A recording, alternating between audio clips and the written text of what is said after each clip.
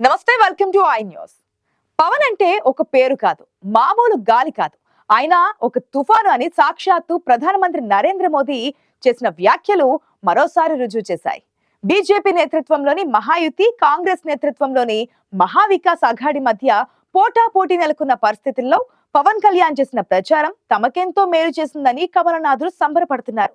పవన్ కళ్యాణ్ సభలకు లక్షలాదిగా జనం తరలివచ్చారని, ఆయన ప్రసంగాలకు మంత్రముగ్ధులయ్యారని, ఇది బీజేపీ విజయ అవకాశాలను బాగా పెంచిందని సీనియర్ నాయకులు బహిరంగంగానే ప్రకటిస్తున్నారు. మహారాష్ట్రలో బీజేపీ కూటమి మళ్లీ గెలిస్తే అది ఖచ్చితంగా పవన్ కళ్యాణ్ చేసిన ప్రచారం ప్రభావమని జనాలు చర్చించుకుంటున్నారు.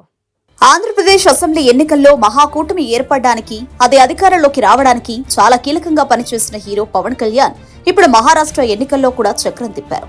ఏపీ డిప్యూటీ సీఎంగా పదవి బాధ్యతలు స్వీకరించిన తర్వాత మొదటిసారి పొరుగు రాష్ట్రంలో ప్రచారం చేశారు. పూణే, నాదేడ్, సోలాపూర్, లాతూర్ తదితర జిల్లాలో పర్యటించారు. పవన్ కళ్యాణ్ పర్యటనలతో మహారాష్ట్ర ఎన్నికల ప్రచార పర్వం ఎంతో రక్తి కట్టింది.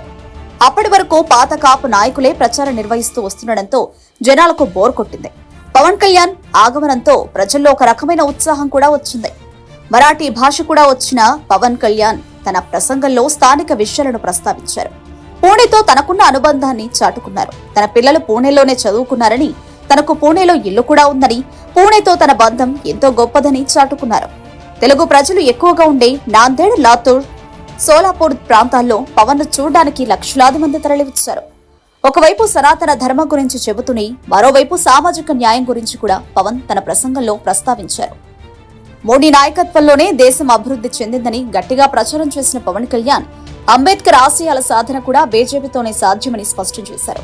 పవన్ కళ్యాణ్ సభలకు లక్షలాదిగా జనం వస్తుండటంతో అక్కడి బీజేపీ నాయకులు తమ తమ నియోజకవర్గాల్లో పవన్ పర్యటన కోసం పట్టుబట్టారు.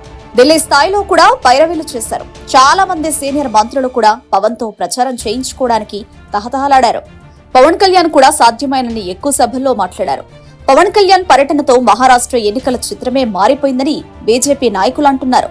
అప్పటిదాకా కాంగ్రెస్, బీజేపీ కూటమిల మధ్య పోటాపోటీ ఉందని, కానీ పవన్ పర్యటన తర్వాత వన్ సైడ్ అయిపోయిందని చెప్తున్నారు.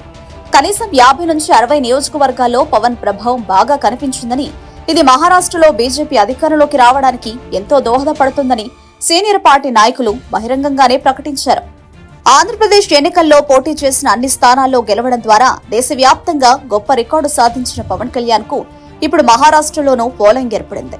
ఇక దేశంలో ఎక్కడ ఎన్నికలు జరిగినా సరే పవన్ కళ్యాణ్ తో ఖచ్చితంగా ప్రచారం చేయించాలని బీజేపీ నాయకులు డిసైడ్ అయిపోయారు.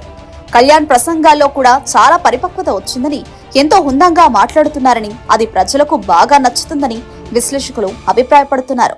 మహారాష్ట్ర ఎన్నికల ప్రచారంలో తెలంగాణ, ఆంధ్రప్రదేశ్ ముఖ్యమంత్రులతో సహా దేశవ్యాప్తంగా అనేక మంది నాయకులు ఆయా పార్టీలకు ప్రచారం చేశారు. అయితే అందరి నాయకుల కన్నా పవన్ కళ్యాణ్ సభలకు ఎక్కువ జనం వచ్చారని, ఆ సభలే బాగా ప్రభావం చూపాయని మీడియా కూడా విశ్లేషణలు రాసింది.